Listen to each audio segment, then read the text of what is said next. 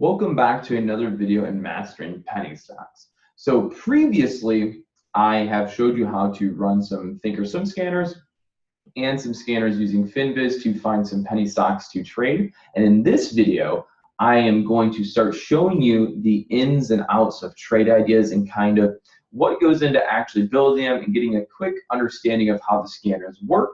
In later videos in the course, I'm going to show you guys how to really master trade ideas. So for those of you that do have trade ideas and those of you that maybe don't but are looking to join trade ideas, in later videos I'm going to show you exactly how to set up a bunch of scanners, and how exactly you maybe want to customize your trade ideas with colors and alerts and window specific filters and things like that. But for these particular videos that are coming up, we're just going to show you a brief description of the trade idea scanners, and then we're going to jump into exactly the window specific filters or the scan criteria that it takes to build these scanners. Now in the previous section, you guys already have my scan clouds. So if you don't want to go through the hassle or trouble of building the scanners, and that's what I'm going to show you in these upcoming videos, you can just use the scan clouds that have been presented in the previous section or lecture right above this one. So again, if you don't want to go through the hassle of building them, or you don't really care to know and you just want to use the scan clouds,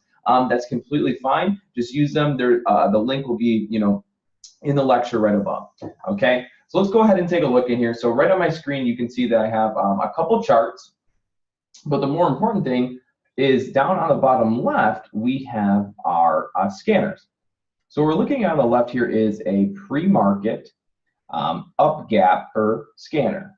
Essentially, this is scanning for stocks that are going up in the morning before the market opens, and we're only in the pre-market session. And then the one on the right here, this one is for stocks that are gapping down. So the one on the right is for stocks that are going down, and then the one on the right, or sorry, the left is for stocks going up. All right. Now, when we say gapping up, if you're newer to trading, we're saying, oh, there's a stock gapping up in the morning. That doesn't necessarily mean there's a gap in the chart when you're looking at it, maybe on a 1 minute or a 5 minute chart.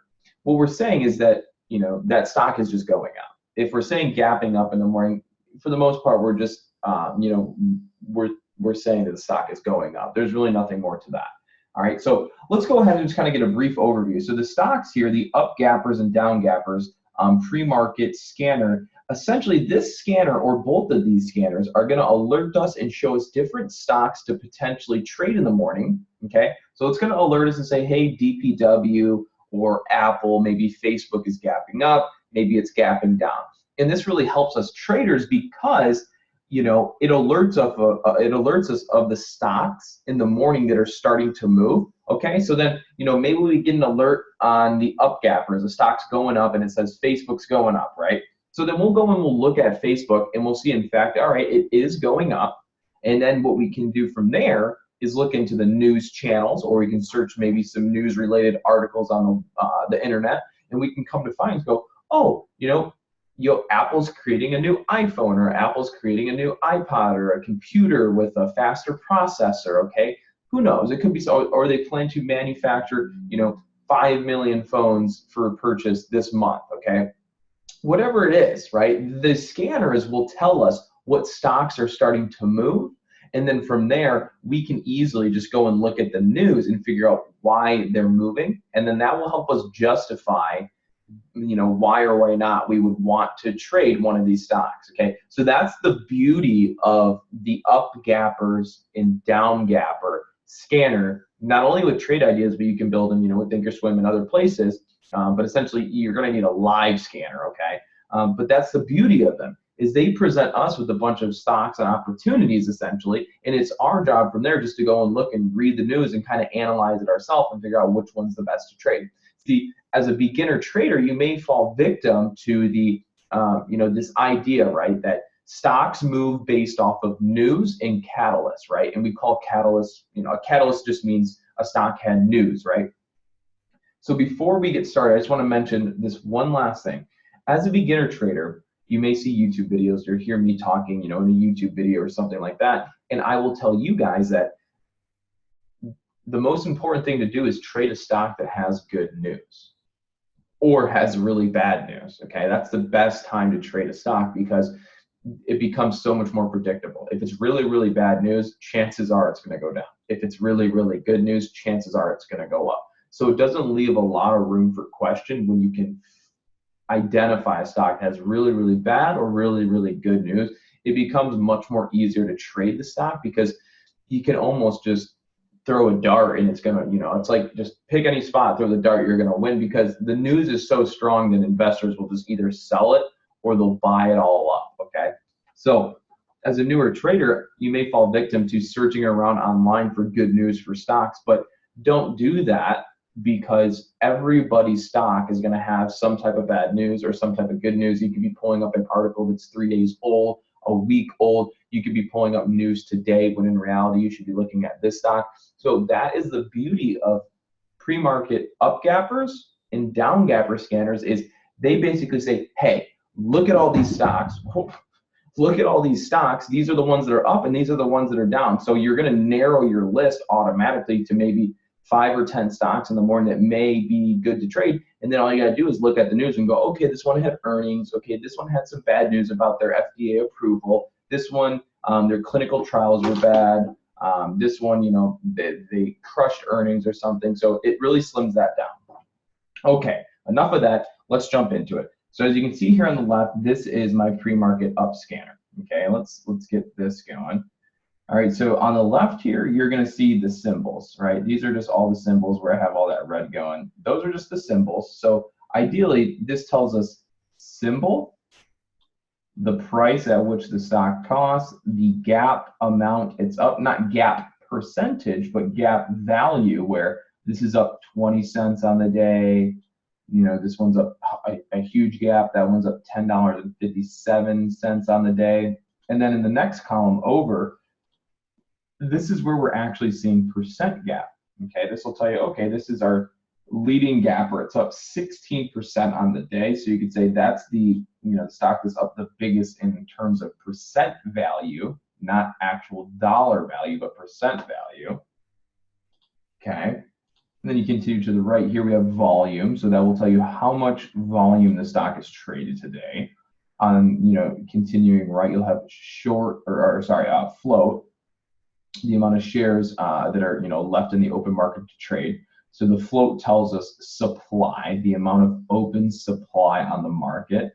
And the lower this number, right, you have a few in there. 2 are 8 million, one is 12 million, but this one right here is 2.9 million. The lower the float, the higher probability that that stock is going to fluctuate in price action very fast, okay?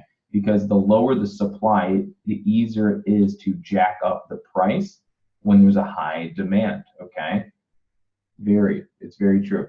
You guys ever heard of price gouging? It was something that happened, it's something that you'll see almost every time there's a hurricane or there's some type of natural disaster. A lot of times you'll see price gouging with water, okay? Because everyone needs water, so there becomes a huge demand for water when you have these natural disasters that affect, people, they lose their house, they lose their homes, families get split up, and people need food and water. A lot of times you'll see a price increase, or some stores will try and get away with significantly increasing their significantly increasing their price on water because they know everybody needs it and they're going to pay for it essentially no matter what. And that's what we call price gouging. So it's that same kind of theory here. Okay, we have less shares, so there's not that many shares, right? So you go to a store and everybody's already buying the water. So the supply becomes less, but the demand is so high that they'll raise the price. Okay. And it's the same thing here. When a stock has a really low supply, and you see it here with 2 or 3, only 3 million shares to, float, and if there is a lot of volume on that stock throughout the day, or a lot of people are trading that stock, right? The demand's so high, but the supply is so low that price will go up really fast when everyone's trying to buy it. Okay, so float's really important. And we'll touch on that more in later videos, but we'll continue on. And then the last column here that you can choose to have, if you do trade ideas, you can choose to have it if you'd like. And there's so many different categories you can use, but I do like this one. It's something I don't rarely even keep on my scanners because I don't necessarily have to pay attention to it, but I figured for the video, why not? This is really cool. because a lot of you will know of this. StockTwits. StockTwits is a website, kind of like a forum-based site where people go and talk about stocks. And to be honest, there are some really good traders there, but there's also, it's filled with a lot of novice traders as well. But more importantly, the problem with StockTwits is the community there is so big and it's so unmoderated that there's a lot of stock pumpers on StockTwits. Okay, and they'll say, hey, buy this stock, buy this stock, buy this stock. And if you're a newer trader and you're more inexperienced, you may not know the difference between someone who's pumping stocks. You may not know the difference between, what, stocks are really of good value to trade.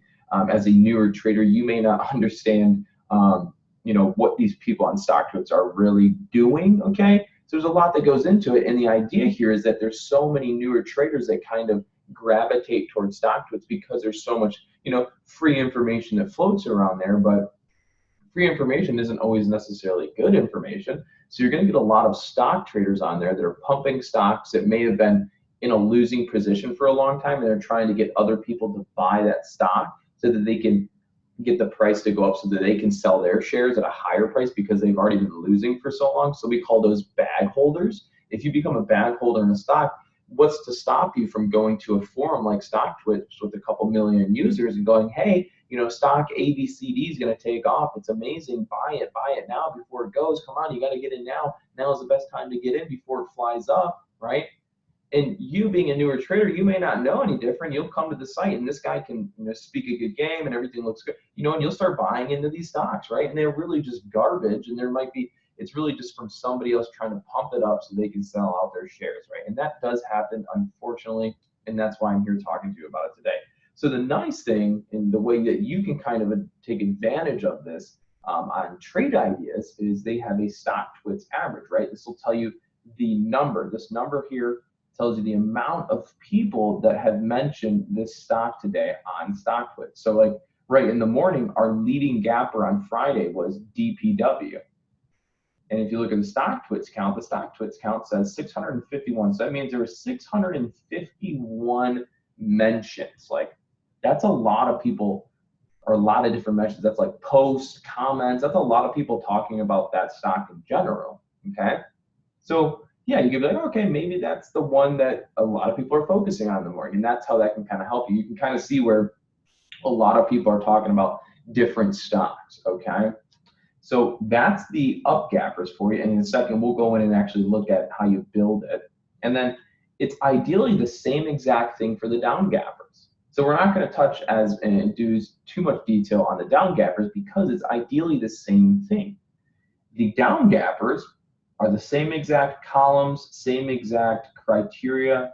It's just backwards. Okay, we still have symbol, price, gap price, gap percent, volume today, share float, and StockTwits. It's all the same thing, okay? So this all means the same exact thing, except the scanner on the right is going to tell you stocks that are going down, or they're starting red, or dropping in the morning, okay? So that will tell us maybe those are the stocks that we want to short sell. When we're shorting, we're going to make money if it goes down. Maybe some stocks you want to do options on, okay? So all those, the scanners here, these two on the screen, just tell us which stocks are going up, which stocks are going down. And again, you have this available in the section or lecture right above this one. You can download the scan clouds for all these scanners. All right, so now let's actually go into looking at the criteria that builds these scanners. So in order to do this, I need to right-click the scanner, and it'll say configure. And again, we're going to go in later videos. I'm going to show you guys how to really operate and manage trade ideas. So let's go to configure here. So there's a lot that goes into the configuration, and there's a lot of stuff here that you're most likely not even going to use, especially when you first get started. And that's the beauty of being able to share your clouds, is you guys can just download these exact same scanners without ever even having to build them. Okay, so let's go into the Windows-specific filters. Right, this Windows-specific filter area is really the bread and butter of the scanner. This is really what makes the scanner. This is what searches for these stocks. So we're going to run through this one real quick. So ideally, the most important one here, or not the most important one here, but the things that matter the most in here are price, okay, volume, average daily volume over 5 days, and we have our stock twits, and we want to look for, just above 10, right? The reason I put 10 in there is that's telling me, I'm only want to, if you're going to present it to me, I want to see stocks that have, an average of more than 10 mentions on stock twits today. All right, so let's look at this, right? So the first thing is price. This is very simple. Price, we are just looking for stocks that are above $1. So you can always add or change that criteria there. You can make that 3, you can make that 5, you can make 20 if you only want to trade stocks that are above $20.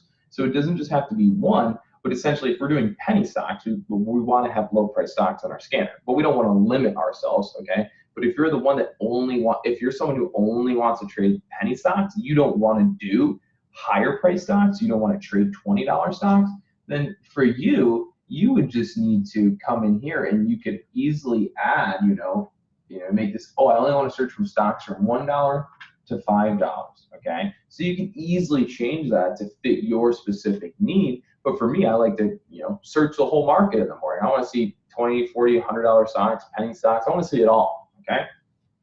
So we're going to go back, delete that out. We're going to go move down here to the next one, which is volume, okay? So volume, you can see here, is only 2,000. So some of you may go, well, 2,000 is not a lot of volume. I heard you're supposed to have on average at least 500,000 shares of volume, 400,000 shares of volume to even consider trading it. And you're absolutely right. But you can easily, and we'll show this before we end the video, you can easily see the amount of volume that's been traded on a stock for the day off the scanner. So you can easily take your eyes and go look and go, oh, that one's like got 4,000, 5,000. Oh, that's 200,000, that's 400,000. So you can easily scan this over the scanner and see which stocks are trading on high volume, okay? But when we're inputting it into the scanner here, you might as well make it a low number because you don't necessarily want to limit yourself, okay? Because in the morning during pre-market, things start off slow, okay? Where there isn't many people trading in the morning. So if you put your scan criteria to something really high, say you put it to 500,000 shares of volume, that means you're only going to pick up stocks trading on 500,000 shares of volume pre-market. But what happens a lot of times is pre-market, there's not as much volume. So you may find stocks that are only trading 50, 60, 70, 100,000, 200,000 shares of volume, maybe 150,000 shares of volume, okay? And it's not until the market open that a lot of that extra volume comes in and puts their volume on the day over 500,000, over 900,000, into the millions, okay? So if you make your volume too high in which you're scanning for pre-market, you may end up actually missing some really good stocks to trade because they were below your radar. So you always want to keep that volume when you're scanning pre-market low, because stocks will start off trading on low volume in the market. And then they'll pick up closer to the bell opening, or 9:30 a.m. Eastern Standard Time when the stock market opens here. So again, volume will increase as we get closer to the bell, but you don't want to have the volume searching for too high because you could miss some of those really good stocks, okay? So we always keep that when we're scanning pre-market low, all right? And then the next one here, average daily volume of 100,000. So this is kind of, this kind of runs into a little bit of the, the same scenario of the volume today where we have 2,000.